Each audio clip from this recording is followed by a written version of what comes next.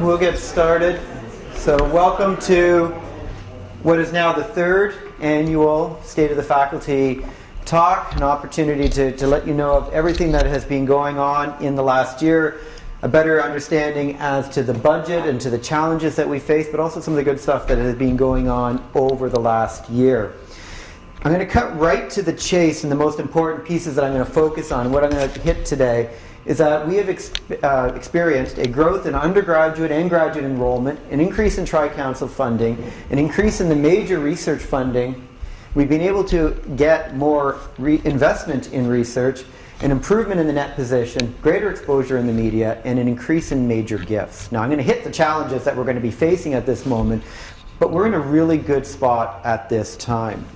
The main thing to start with is that for the second year in a row, we've experienced double-digit increases in our high school recruitment, 15% 101 increase. We are now converting high school applicants over 20%, whereas in 2.5 years ago, we were only recruiting at about 11% of all applicants.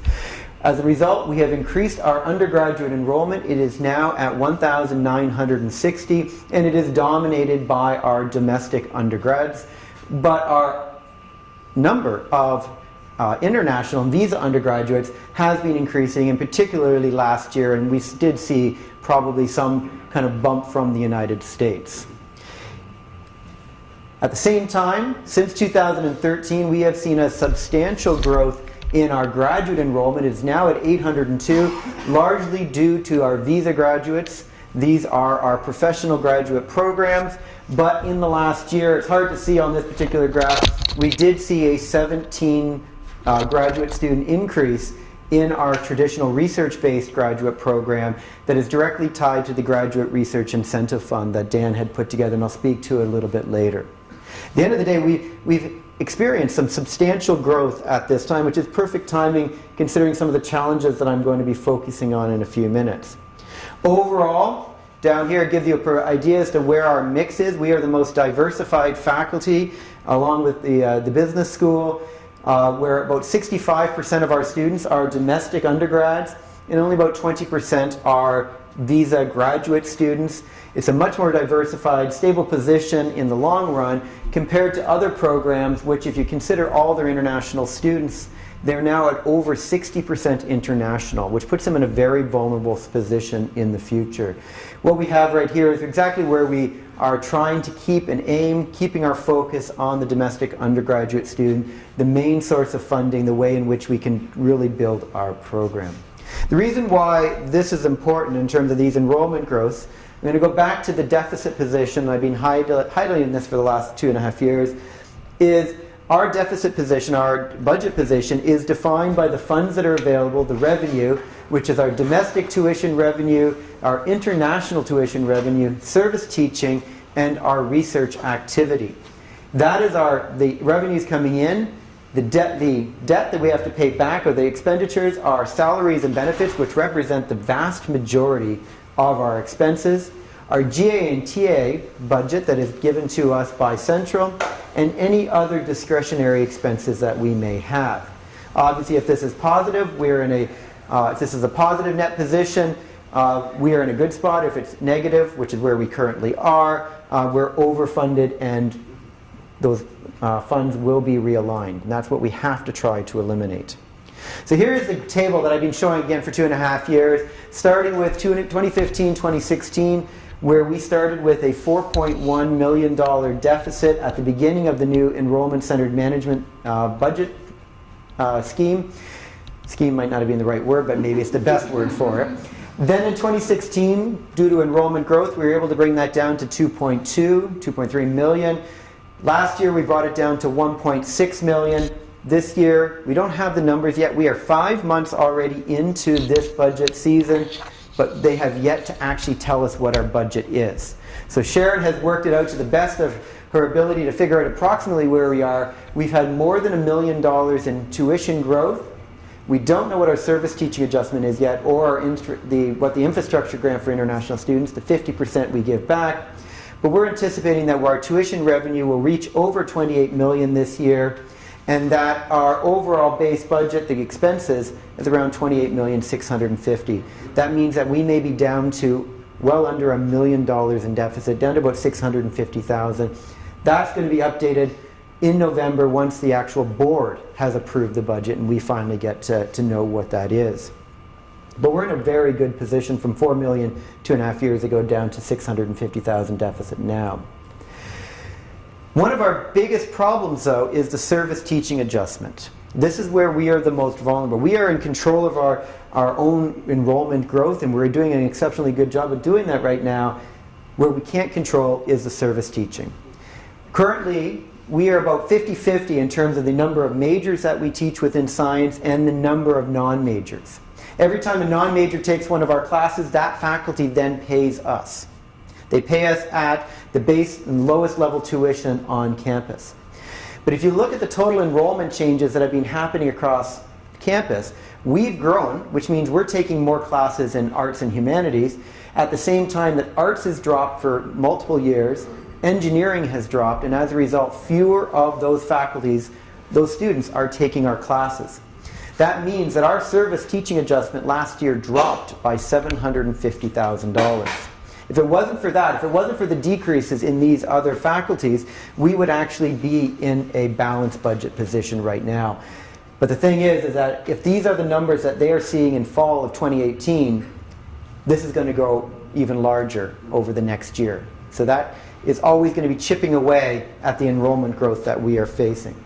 The reason why those other programs are declining goes to the overall population projections for Ontario. With the exception of the GTA and a bit of Toronto, then everywhere else is expected not to get back to where it was in 2010 until almost 2035. We are having fewer and fewer students of this region going to university, which means that we are having to compete much stronger for these students, but also trying to recruit the students from Toronto to come down to here. Why would they choose to come to this location? The other faculties right now are facing this at this moment. Their enrollments are declining. We have been doing a much better job of converting these students and saying you must come to Windsor because this is the destination science program. Overall, if you look at the overall base, the net positions of all the different faculties, I don't have them updated for the most recent because I haven't seen those budget numbers yet, but I know that FAST's deficit is been increasing over the last 3 years. Odette, because of its declining enrollments, is also facing the same thing. Nursing, engineering, and science are the only ones that are actually improving in their net position. Even though engineering has declined in its undergraduate enrollment, it has increased its professional graduate students by 400 students this year alone. A huge bump in its graduate piece, but that doesn't affect science because those students do not take any classes within science. Now, the other piece of the funding that we usually don't talk about is called the weighted grant unit. This is the amount of money that goes to Central. So we technically receive the tuition. So we actually don't have a bank account that all the tuition money comes into. It's all virtual. But what it is that that's how we balance our budget, is off the tuition. Central uses the grant. And the grant is given to the university based upon the number of students in each of the different programs. So an art student, every art student is a multiplier of 1. And that's how those grants are determined. Science start off as a 1, but we end up with the largest multiplier of around 2.8 towards their upper division years. If you look at the total weighted grant, this is the amount of money that is coming into the university, or a measure of how much money is coming into the university. We are only second behind FAST. FAST brings in the most amount of grant to the university, largely because of its social work program, which is a large revenue generator. We are, again, most of our weighted grant units are from the undergraduate side, a smaller amount from the overall graduate side. What this translates to is the grant that the university actually receives.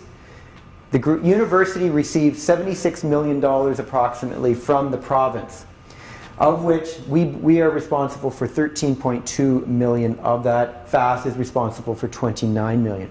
This goes to pay for our central facilities. This goes to pay for all central services. The problem is that if FAST's enrollments are declining, And same with engineering in the grant side. So engineering is growing on the visa graduate students, which don't bring in grant. So if they're declining in those grant areas, this amount of money is declining, and we're taking up a greater proportion of it. So we may be growing, but that doesn't necessarily mean that Central is more flush with cash to be fixing up the aging infrastructure. However, we are in a good position. If you look at our growth, this is last year's, but this is a reflection of this year's right now. In terms of the weighted grant units, FAST has been declining steadily. Business is down, HK is down. Engineering is actually going to flip this year from being in a positive position into a negative position, and we retain at a very strong positive position.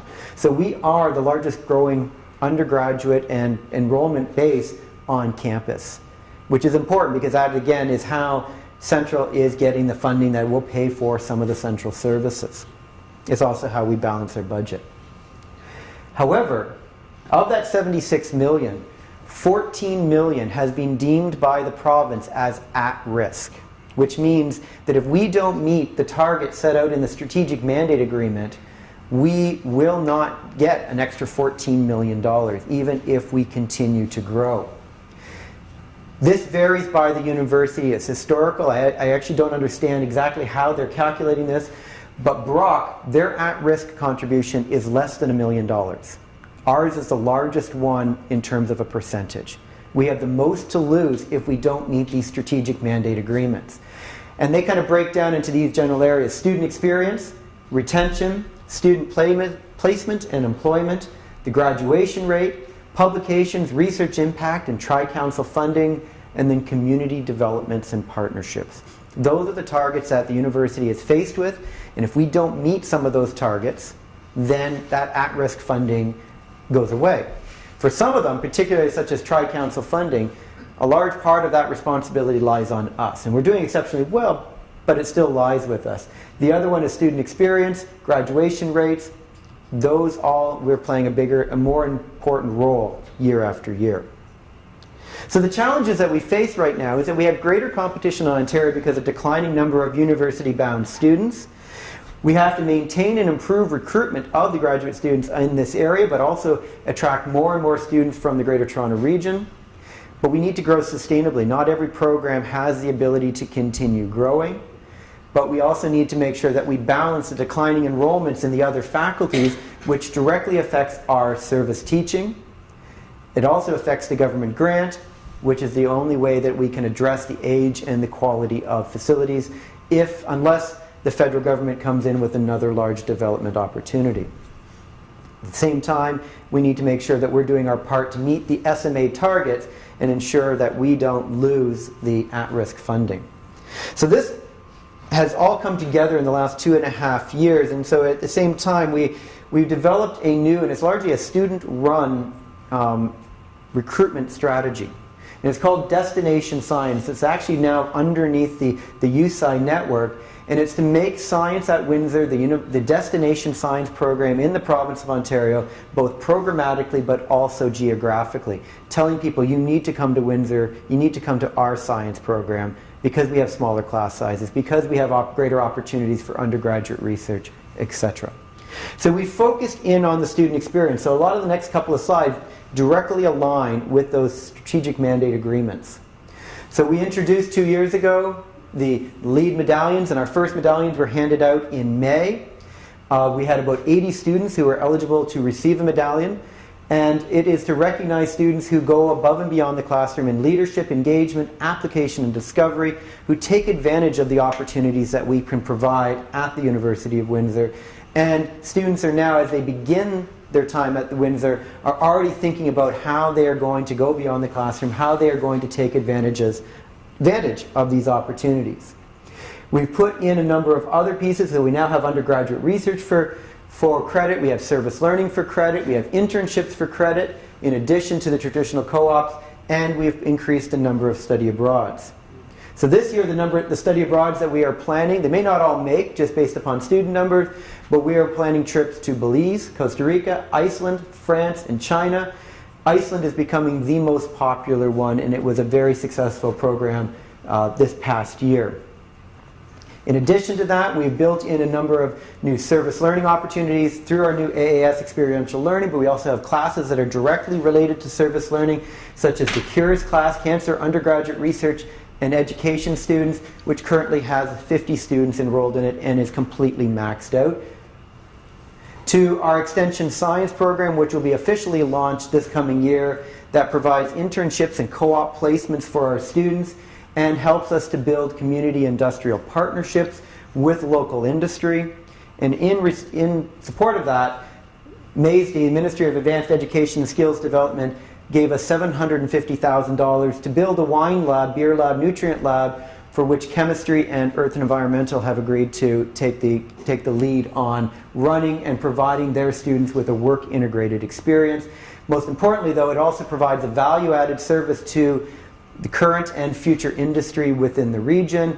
And when Windsor Economic Development Corporation has a company come to town, we are usually one of the stops now that they make to introduce the company to the science at Windsor and say, what are the opportunities for you to do some of your research and development through the university.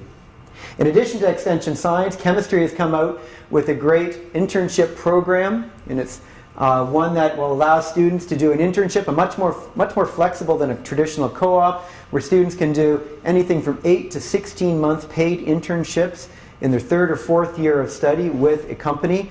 And it's a great recruiting and retention opportunity for our students there. And all of these different programs, and I'm only just highlighting a couple of them here, are introduced to our students in a new program that we launched last year called PASS, Preparation for Academic Success in Science. Students during Welcome Week come to 2 different events, one on the Tuesday morning where they learn about the LEAD Medallion program and how to get involved, how to be engaged, and then on the Wednesday, it's how to take notes, how to take a test, how to be prepared to be for your first math class. So Justin does an amazing job of talking about how to be ready for math. Dora talks to them about how do you take notes, how do you study. What we have found in looking at last year's data is that the students who went to the PASS program, who went to the Tuesday, have a 25% engagement level in an outside activity compared to a 3% for those students who did not go to the PASS program. Those students who went to the Wednesday have a statistically significant half a letter grade higher than their peers, despite coming in with the same, statistically the same high school entrance grades. This program has made a difference, which means that our ability for retention is that much stronger. These programs are also introduced through the USI Network, which has really taken on steam this past year, where we get our students involved in a number of extracurricular activities and take leadership roles within science. And so some of those opportunities are the new SMART program, Science Meets Art. It's an opportunity for artistically inclined students to kind of give back, but also as a stress reliever, but as well for chemistry. I know they've taken advantage of this, in which the students are working on publication quality graphics for journal publications. So it means that as a scientist, you have an opportunity to ask the SMART students to actually help you with some of your cooler graphics, the ones that you really want to get on the front cover. It also makes a more creative and engaging learning environment, and it's one that is the most marketable when we are now visiting the high schools. The students are particularly attracted to this program. We also have the new Women in Science initiative. Again, this is out of the USI Network. It launched last year with a presentation by Dr. Imogen Coe. It's a means by which we create a more inclusive and diverse science program and empowering our young female scientists to continue pursuing a graduate degree, continue pursuing a degree in STEM. We also have the new Sigh of Relief mental health strategy for students. It's a way in which we then recognize some of the issues that we are facing, our students are facing within our program, and then building a program around that, rather than just simply embed a counselor within science without any background knowledge. What we're doing is we're trying to build a better understanding as to what are the mental health issues, and then build around that one. Now, this Sigh of Relief started as primarily focused on the mental health of students. However, it has quickly expanded to be the mental health of faculty and staff. And so the very first mental health break for faculty is on Halloween. It's called Treats for the Petrified Prof. And it's an opportunity to look at the scariest monsters in our lives and an opportunity to talk about the scariest things in our lives: rejected papers, unfunded grants, crappy set scores, and dreaded reviewer number 2. When Dora created this, I actually think she personally found the only zombie that truly looks like me as well. So I might be as well one of the things you're scared of. We also have a new living learning community that developed. It filled up right away. It is at maximum capacity, and next year we are going to be expanding that to include Alumni Hall. It has mental health break for the students, opportunities to study, but also many of you will be called to be part of the Prof in the House program, where you'll actually go in and introduce yourselves and your research and kind of give tips to these students who are living in the living learning community. Living learning communities are known to increase retention significantly. We also have the careers in science, so we have regular workshops for our students now to think about career paths, where you can take your degree. We also provide them free LinkedIn profiles and pictures to put on their profiles. And then also, we have an entire Alumni Hall program going on where we focus on the different careers of our alumni, such as Alison Crisp, who works at Coolio Winery and is a chemistry major. And probably chemists don't think that wineries are an outcome or an opportunity for them. We've also introduced a number of other creative programs, such as Staging Science is one that is being done in collaboration with Dramatic Arts, and they've committed to it for the next couple of years. It's an opportunity to give our students an opportunity to stand up in front of people and communicate. And in some of our disciplines, we're not known very well for our ability to stand up and talk. Obviously, I'm having the issue exactly at this moment, but it's this opportunity for them to feel confident, to stand up, to speak to their science. And this program was very heavily subscribed this past year, very popular among the students, and a large number of students from chemistry, but also computer science, took advantage of this experience.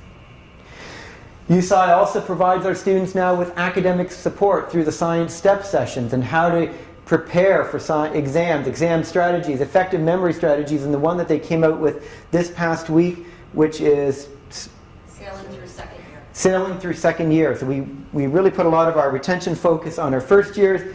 Sailing Through Second Year gets our second years ready for the upcoming years and what to think about it as you start to narrow in on your discipline a little further.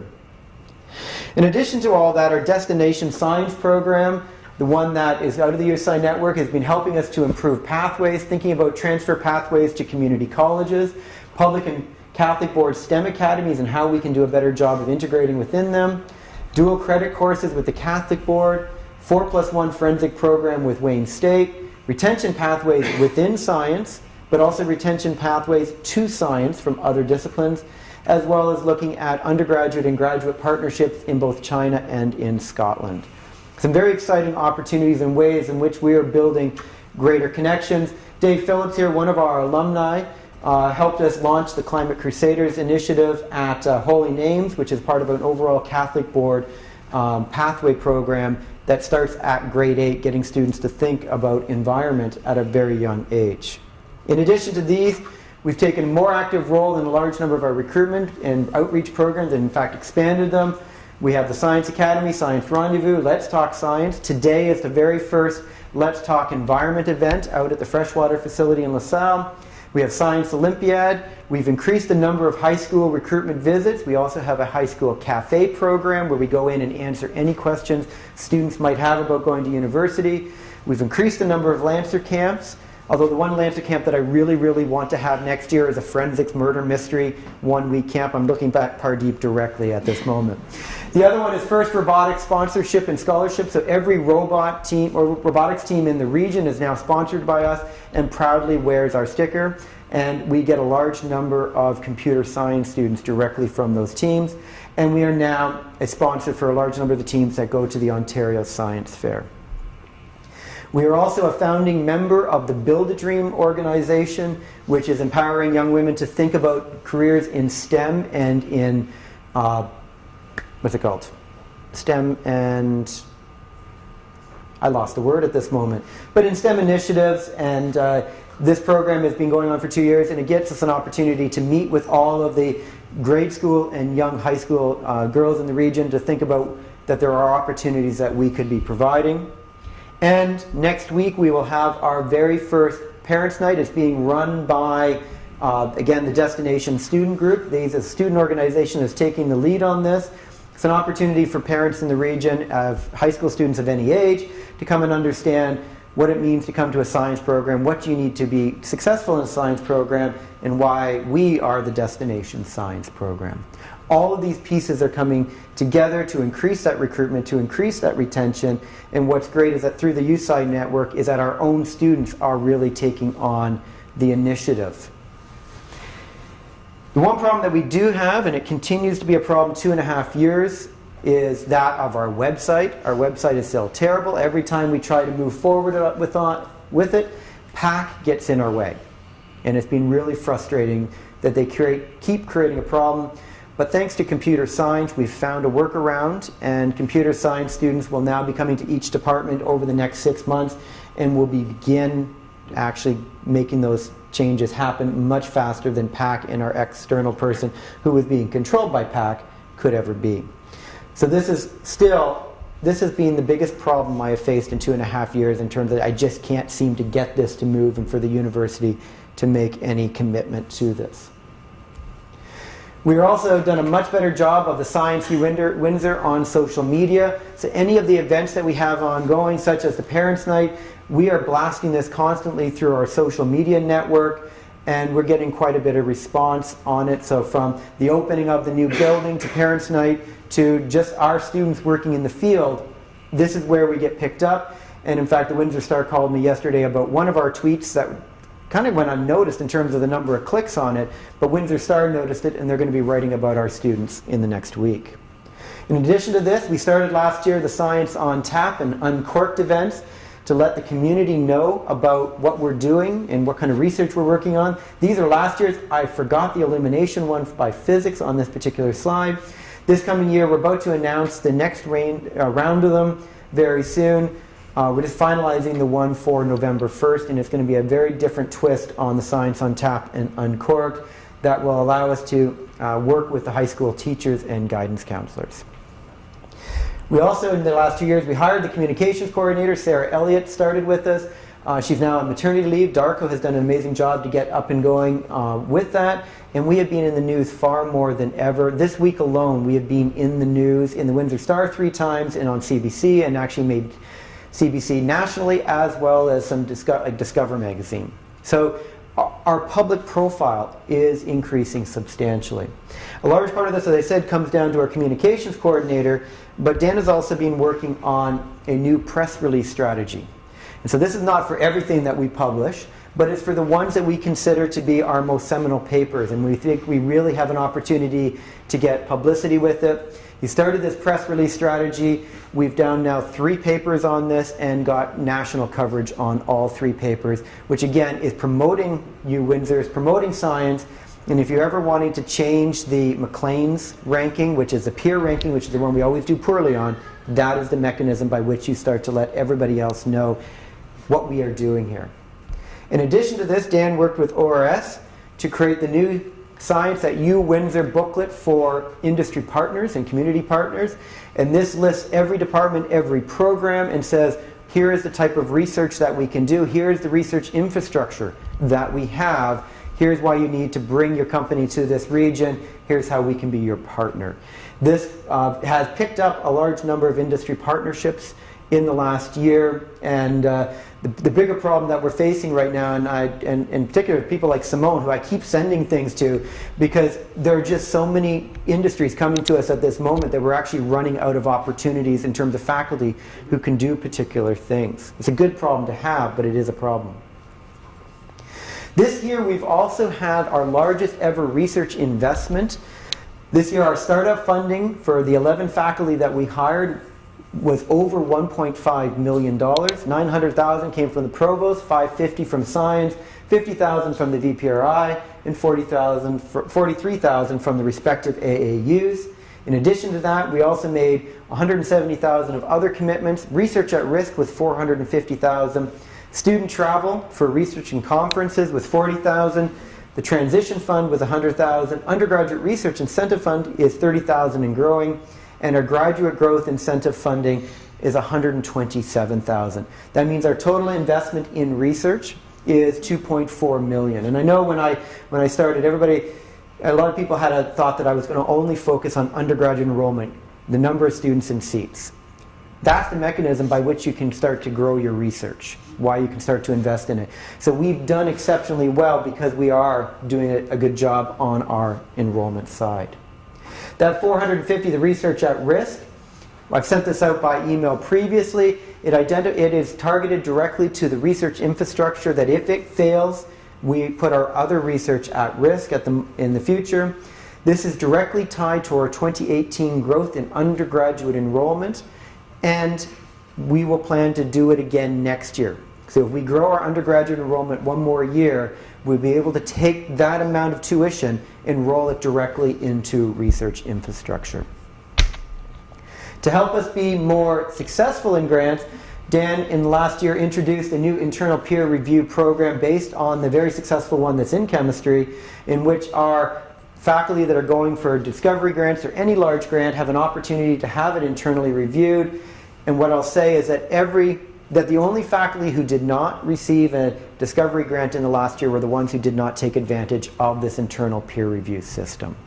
That's a really kind of impressive fact. It's working. You get other eyes on it, not necessarily from your own discipline, but to better understand how you can improve your discovery grant. Chemistry's been doing it for years. It's one of the reasons why they've been so successful in this. So we've now adopted it for the rest of science.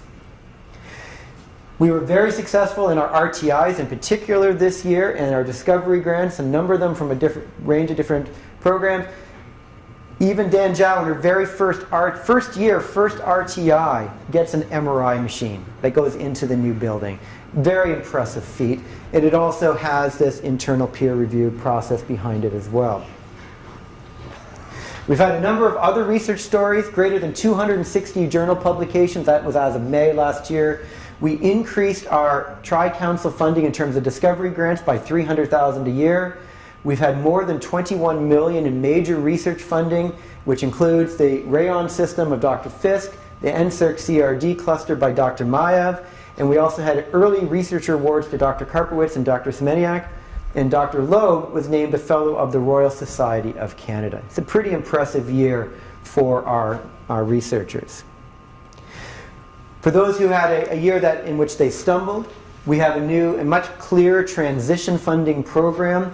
One of the things that I don't think Dan realized when he took the position was that I was going to ask him to create so many policy statements so that we could have it very clear how we are making decisions about research funding.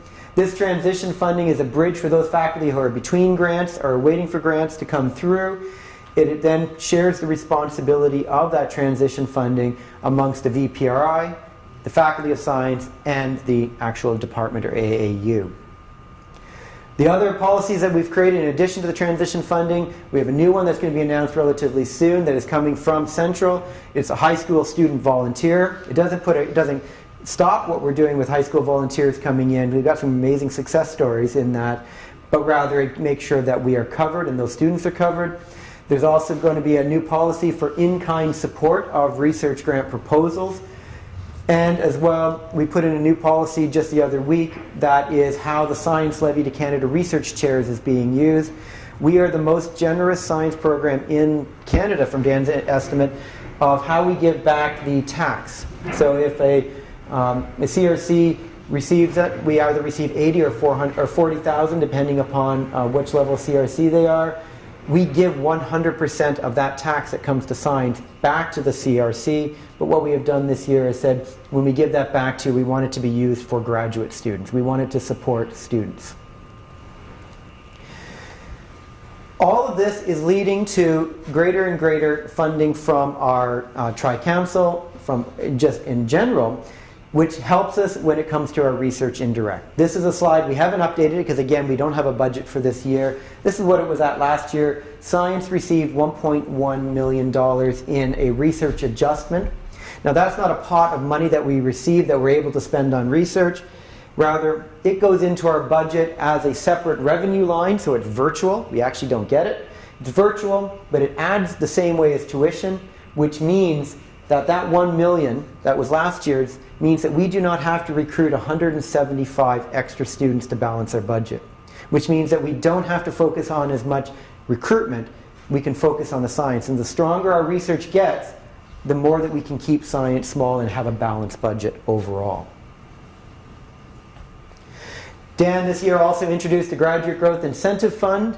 There were 17 incentive funds awarded to faculty from 6 different departments, resulting in 17 new research graduate students and a bump in our research-based master's and PhD students by 17, which has a direct effect on our overall budget.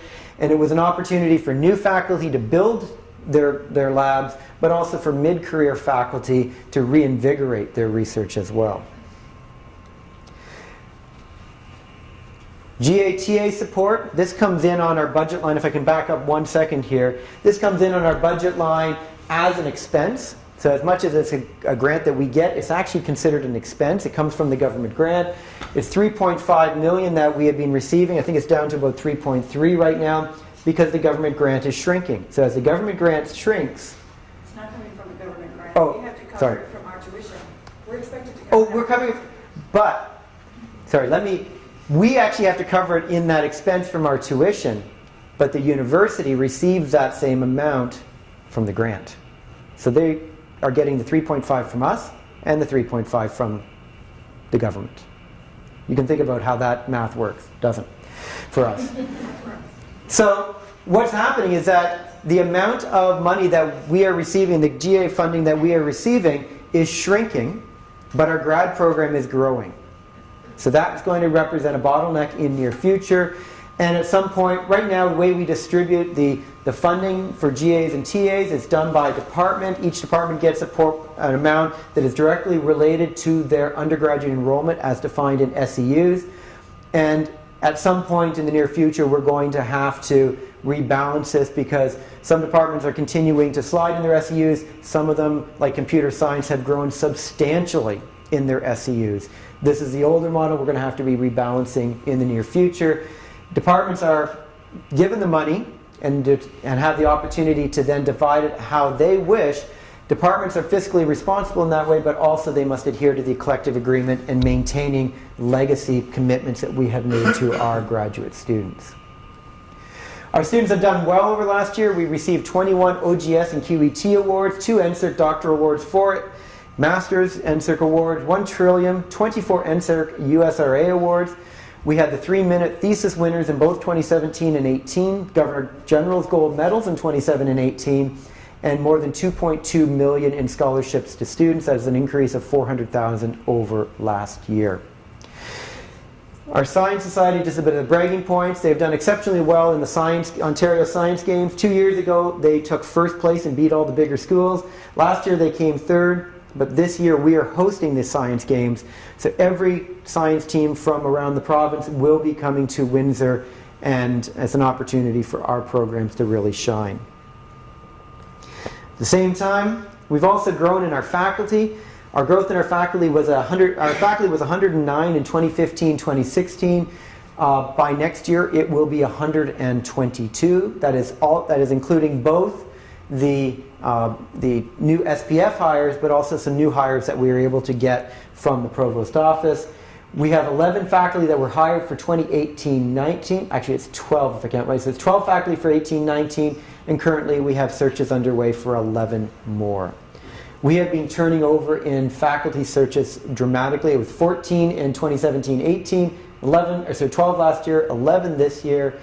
And right now, as long as the provincial government doesn't crack down on spending, we'll be able to continually replace our retirements. It's important that we're moving into the new Essex Core, or Centre of Research, soon, because we are expanding our faculty. We're running out of space, and so some faculty are going to be moving into this new facility. It's currently delayed in its construction. We're working out the deficiencies, but when you build the most sophisticated building on campus in a year, there are going to be deficiencies, and we're fixing those first before we move the faculty in so that it does not disrupt their research. And we're a bit of a holding pattern at this moment. And the final one I'm going to end with in terms of new news is that of major gifts. Since May, we've had a 400% increase in donations and gifts to the Faculty of Science. As of May, we have received $1.1 million in external donations, of which $1 million is research support for something that is currently embargoed and will be released in the very near future. That is the largest research gift ever to the University of Windsor. And we've received other gifts for scholarships ranging from $5,000 to $25,000 and a new estate gift for naming in computer science of $100,000. We're expecting this to continue to grow as we open up core and as we build these industrial partnerships through the Extension Science program. And a larger and larger part of my job is becoming focused on donors and focused on the family and friends of science, helping to make sure that we bring this in with Gemma. And that can only happen because I've got an amazing team who's able to take up some of the other pieces as I start looking more and more outwards in bringing in these gifts. So in summary, and an opportunity now to ask questions, is that we've had a 6% growth in undergraduate enrollment that is based upon a 15% growth in our high school in recruitment, 16% growth in graduate enrollment, greater than $300,000 in new Tri-Council funding, more than $20 million in major research funding, more than 2.4 put into research, 1 million improvement in our net position. We're moving closer and closer to a balanced budget, and a greater than 400% increase in major gifts, including the largest one ever to the University of Windsor in support of research. But we remain challenged by our legacy debt, a declining discretionary budget. Last year, at this time, when we presented, we had a better sense of our budget. Last year, we knew we had 20,000. We don't know if we have 20,000 or not. We might actually not have 20,000. We have declining enrollments elsewhere on campus that are affecting us from service and the government grant. We need to be wary of sustainable growth, in particular some programs. We have always the problem of deferred maintenance.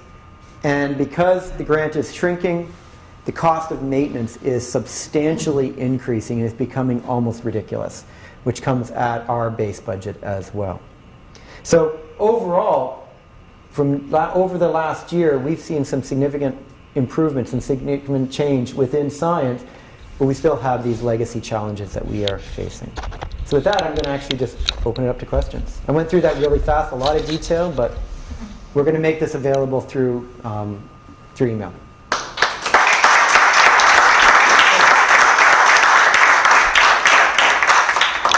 The donations and the gifts, they come directly to your budget, or they?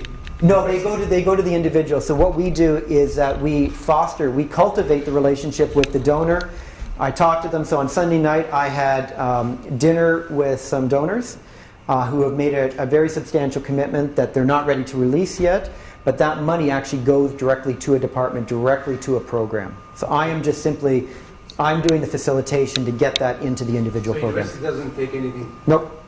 And that's key for some of the research ones. So for that $1 million one, the university receives no overhead because it's not being run through ORS. Can I ask that? Yeah. On the overhead that comes from grants and contracts, is there any change? Is getting any more? Nope. The formula? No, in fact, they have not changed the formula. A large part of that comes to that research adjustment that we have of about $1 million, or equivalent to 175 undergraduate students. And then the other part comes to us from our research stimulus fund, which has stayed pretty stable. But other than that, there's been no extra funding coming through. But because we've been growing in enrollment, we've been able to get more support from the Provost office and the VPR's office for startup and for like the research at risk funding. But so we're finding alternatives. With the VPR to change the Nope. No, there's been no movement there, and Dan can probably speak to it a little bit more. That in fact, I don't think this is the time in which to be asking. They're not very receptive to a change in that formula at the moment, particularly when we're in a transitional presidential state. Any other questions? Rick. This is about engineering enrollments because they impact my department after. Do you know what the year one enrollments were for engineering? I thought they told me it was 400 students. And No. But you said 400 international students. That's right. So they increased their overall enrollment by over 400, and they're largely international graduate students, which does not affect science, but their overall undergraduate first years coming in went down by 40. Went down by 40. So overall, because of year over year, last 2 years, after they built the new building, they saw a rise in their enrollment. We're now seeing that come down a little bit. So overall, their enrollments have been increasing, but they just had a year where they've dropped in their first year incoming class. Wow, so I had a meeting with Randy, he's so 15, and he told me the enrollments were way up in year 1, and we should be prepared for more students coming through. Right. We did see more enrollments, but Yeah. Yeah. But they're doing a better job of connecting to math and in particular to physics and saying we need to send more of our students through your program. So that may balance out any service adjustment, particularly the physics one where they're going to be sending more students to the physics program, which may balance out the drop in FAST, for example, or their overall enrollment drop. they're not making any math courses. No. But they are at least talking to us about it. That's exactly it, yeah. With increased enrollment also comes increased workload. Yes. In some departments in terms of teaching and service. So in computer science, for example, there are many courses that have a very highly increased class sizes. Yeah. And even with service such as counseling and everything, there is increased workload in that connection. So I'm wondering, in what ways can increase enrollment department have support? So, in fact, for computer science, you are the fastest growing program in science at this moment, and when you combine it with the MAC program, you are the largest department. You are also in the most limited space in a tower. You can't expand outwards. And you have a historical faculty count, which is not keeping up with your enrollment. So when I referred to before that some programs may have to think about capping and limiting enrollment, yours is the one that I'm actually looking towards the most, because it's the one where it's a very popular program, but the student experience and the faculty experience is going to significantly be hindered and go negative if we don't think about what that means. And that's what I was meaning about sustainable growth. There's a point at which when we hit a balanced budget, I like to say let's cap science and internally balance ourselves a little bit better. So that some programs have an opportunity to pull back a little bit and get into a more comfortable and sustainable position, and other programs which still have capacity to grow can in fact grow. But we have to balance our budget, so it's a problem that we have to get to that point first before we can start thinking about the internal balance. But you're exactly right, we can't keep going like this. Yeah, sometimes it's hard because just 2 years ago we were being told to create programs that will increase enrollment because of what they call that ABB budget. Oh, the other yeah. budgeting. And it takes a long time, and you put in place all of these programs that will increase enrollment and bring enrollment, create better pathways for students coming from college with college diploma. Yeah. And within a year or two, we were talking of pulling back. We had been going through all those cycles. So sometimes it looks like you don't know which way to go, because you can pull back today and tomorrow. It is the situation that you're required. You are not keeping up with your enrollment and then your budget. Yeah. Something coming to you will need to be cut. So. No, in fact, one of the problems that we found with the ECM is that it's not a true activity-based budget. What we don't actually, as I said, all the money that we get is not ours. It's all virtual. We just see it on a spreadsheet. We actually don't have an account. If we had it in an account and it was an actual flow-through, we'd be able to do a better job of allocating resources where they're needed. Our hands are tied at the moment because they take all the money and don't actually give it back to us where we need it and to be able to relieve stress in some areas. One great example, and economics went through this last year, is when they found that the model that they came in under for MATE changed without their knowledge by Central. So no longer did they have money coming in, but they actually started to lose money. And it became a real problem. So they lost confidence in what was happening.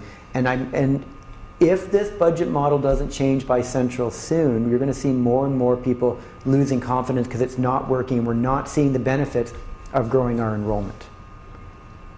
We also tried to increase faculty in computer science, but there was unfortunately failed searches. So Yeah. we did try to. We've had a couple of failed searches, so that's put us back a little bit in computer science. But hopefully once those are put into place, then we're going to be a bit better balanced there. Rob?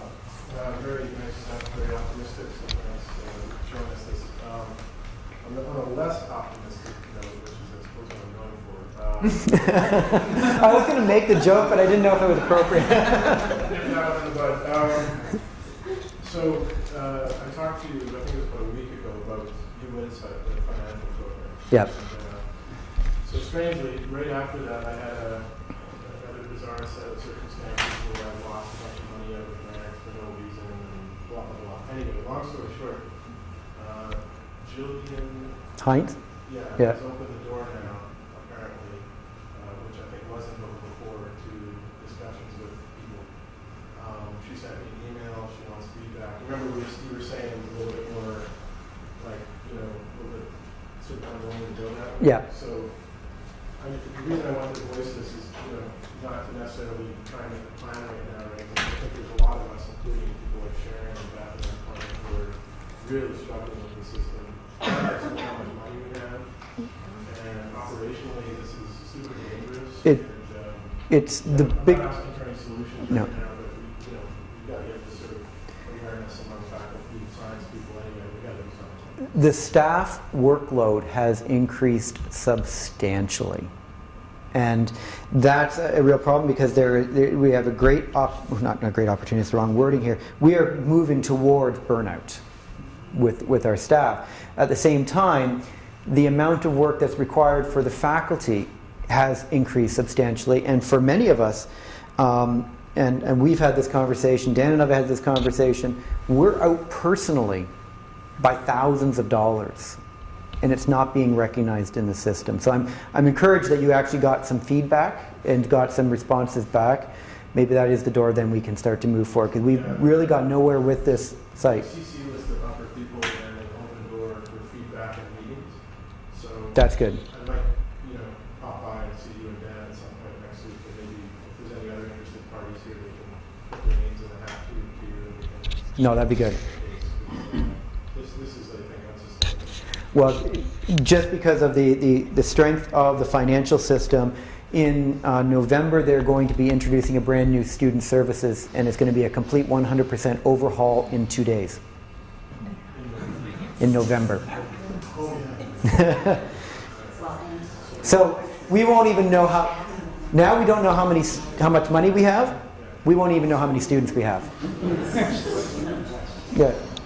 It's going to get worse too. Yeah. Enrollment is too much higher. Yeah. Paul Scobie, they're talking about moving him back to the department. Yes. So it's about to get This is, well, the burnout amongst the faculty, the staff in those offices is gone ridiculous.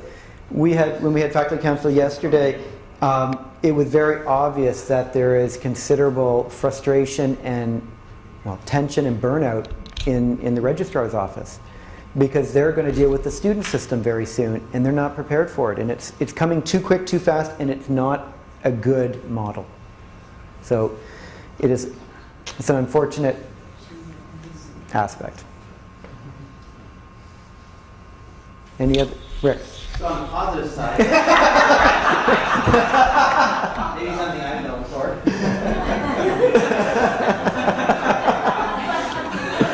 We don't very often get good news from math, but this year we're still not in the big numbers area. But our first year enrollment went from the 20s to 46, which is the largest entering class in the history that I've been here. And we tracked 100 students overall inside the departments. And our representative at the university fair said that she was busy filling questions about mathematics. And it wasn't. And people making return visits coming back again after the conversation. So Yeah. it was really good. And what I should note about the math, what I should note about the math program is that it wasn't concurrent that was driving it. It's people interested in our math program. That is really, really encouraging. I was pleased to see the slide about Dan coming up with a policy statement for high school students, working lab, how are they covering. I was wondering if you have any other comment on any other initiatives for streaming really good senior high school students into our university, paving that road to make it easier. So that's part of the pathways. Advanced placements. Yeah, that's part of the pathways discussions that we're having with both the Catholic and the public board. This new policy on high school students in the lab and in the field will largely dictate how we can make that happen in a larger city. So we're waiting for that policy first. No, I actually think we can start working within the year. We expect this to come from Daniela Below in the very near future, in the next couple of weeks actually. So there is an existing Senate policy that allows you to bring really good high school students into the university and put them in classes for which they would be given credit for when they actually register at the University of Windsor. And so it's in the policy, it's been there for quite some time. We did that to bring in a young fellow who had finished all of his math courses in high school but had to take 2 years to do his English and history and all those things. And so he actually did his 2 years of undergraduate mathematics before he showed up here. And so when he registered, he was actually first semester at the University of Windsor, but a fourth semester math student. And now he's 19 years old and is in the PhD program at Waterloo and has already passed his comprehensives. So if you have like really good people, there's a mechanism for bringing them through. You can't put them in a class that takes up a seat of a student who is paying a regular student fee because they aren't funded by the province when they're here. So you've got to make sure there's a room for them, make sure they have a mentor, and watch them year by year. And even though the policy sounds like it only allows one course per year, it was very carefully written by me, so the students can actually take more than one course if they're qualified for them. So it's a pretty good thing. And we got this guy, he wanted to stay for his master's, but we thought he needed to be exposed somewhere else. And now he wants to come back here to work when he's finished. So it's a pretty cool system to use it. So along those lines, so those are for the top students who have the opportunity to go from high school to university right away. But for those students who are still, kind of the majority of the students in high school, that's where we're building the dual credit models with the Catholic board. There are the ones that are really focused on this right now, so that the students would be able to take and get the dual credit during their grade 12 year, but we would be the ones that recognize it, so there's a greater incentive for them to come to Windsor into the science program and continue moving on. So we're trying to bolster that piece so that we actually have a true pathway from the Catholic board. And we're only focusing on the Catholic board because those are the ones who wanted to come to the table. Could you comment on the growth of undergraduate enrollment from outside Windsor area in the past 2 years? So from the past 2 years, the undergraduate enrollment is largely driven by local students, by the region. And that's simply because we did a better job of telling them why, when they had applied to Windsor, why they need to come to Windsor. So we would have a large number of the science students from the region apply to us as their backup. And so what we did is we flipped that, and so we were only getting about 11% of those students who applied to Windsor. Now we're getting over 20%. And the reason is that they're recognizing that we're not their last chance, their last choice. We're actually their top choice. So our number of first choice applicants has gone up substantially. From outside the region, the number of choices have gone, the number of applications has been steadily rising, which will ultimately lead to a better yield overall. This year we saw a major surge in fourth choice applicants. Now that doesn't sound good. Like, why would we care if we're the fourth choice?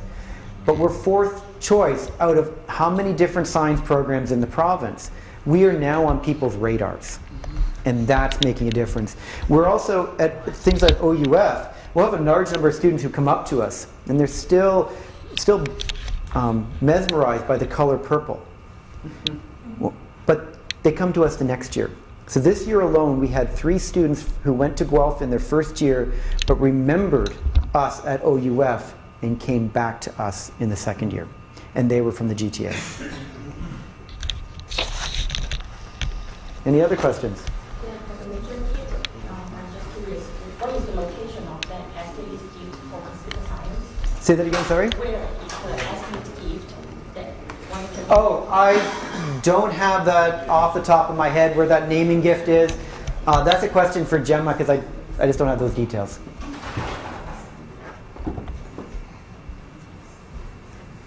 Anything else?